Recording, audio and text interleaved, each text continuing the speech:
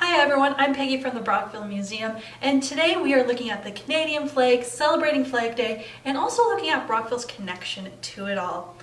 Now, the Canadian flag is rather interesting. When you compare it to other countries' flags, the Canadian flag is pretty young.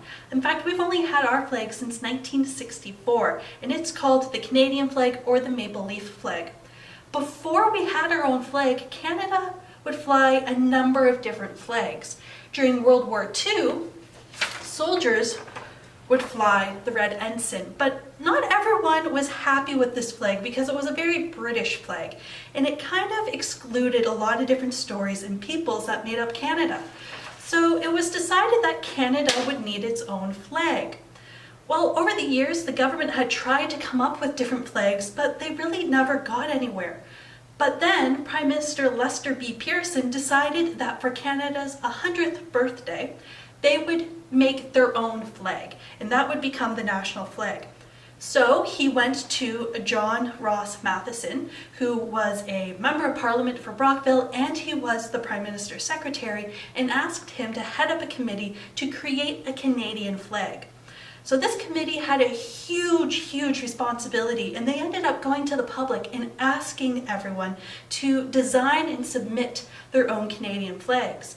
And they got over 6,000 different flag applications. So I have a couple different types that they got. We have this one here, the running geese. This one here, kind of a stars and stripes idea of the Canadian flag. And then of course we have this one here called birch trees. And those are just some of the ideas that really made it into the running.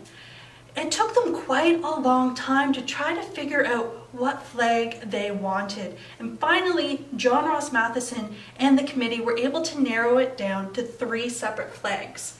And those were this one here, which of course has both the fleur-de-lis for the French history and the Union Jack for the British history of Canada. We have this one here called the Pearson Pennant, which we can kind of see looks fairly similar to what we have today. And then we have this design here, which you might kind of recognize. This was one of the finalists. It's almost what we have today. There's just one thing a little bit different. You might be able to notice it, you might not. Well, finally they got to the point where they had to vote on these 3 flags. And John Matheson knew that they would have trouble getting everyone to agree on the same flag. So he did something a little sneaky. He went around and told all the Conservatives that the Prime Minister really liked this flag. But then he went and told all the Liberals that he had told the Conservatives, everyone likes this flag, but actually vote for this flag. Because he knew the Conservatives would try to vote against the Prime Minister. So once everything went to a vote, it was determined, and the vote was unanimous, that this would become Canada's flag.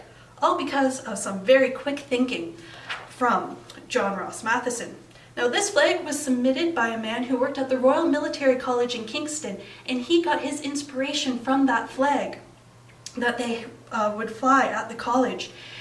He thought that the flag needed to be very simple and very memorable, so you could draw it from memory at any time.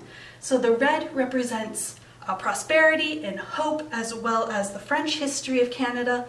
The white represents the British history and tranquility and peace, and as well as neutrality.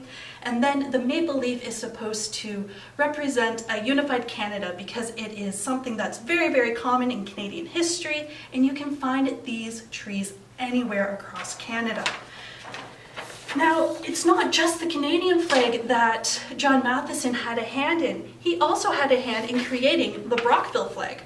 And this flag was finally made the official flag of the city of Brockville in 1967. It is this flag here. You may have seen it around town. It is a field of blue azure, so that just means a blue background.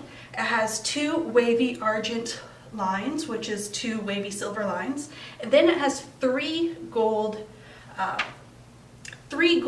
beehives there. Now the beehives originally come from the old Brockville town seal, and what they represent is, the first one is this town seal and motto representing Industria, Intelligenta, and Prosperitas. Sorry about my Latin there. And then the other one for industry and the other one for commerce. So you might see that flag around. So flags are really interesting because they represent different ideas and countries and people. But what would your flag look like? If you made a flag for Canada, for Brockville, for yourself, what colors would you use? What symbols would you use? We'll have a link down below with some information on different colors and symbols that you often see in flags. Hope you all have some fun making your own flags. Bye everyone!